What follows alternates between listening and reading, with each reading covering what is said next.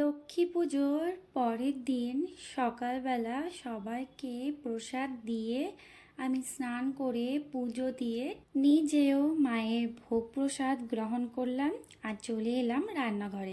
আর জানো তো, আমাদের বাড়িতে লক্ষ্মী পুজোর পরের দিনে বাড়িতে মাছ খাওয়া হয়। তো আজ আমি দুপুরের রান্নাটা একটু সিম্পলের মতোই করব ভাবছি। আর আজ যেহেতু ইলিশ মাছ বানাচ্ছি, তাই আমি 2 রকমের সর্ষে, কাঁচা লঙ্কা, পোস্ত আর কিছুটা নারকেল ভালোভাবে শিলপাটায় সামান্য লবণ দিয়ে বেটে নিয়েছিলাম।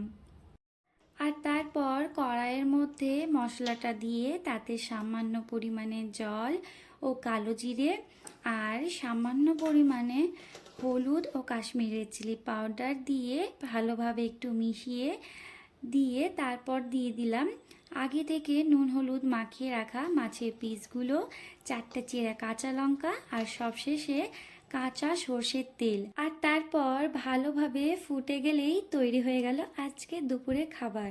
আশা করছি তোমাদের সকলের পুজো খুবই ভালো কেটেছে আর তোমরা সবাই খুব ভালো থেকো। তোমাদের সঙ্গে দেখা হবে আবার অন্য কোনো ব্লগে। টাটা।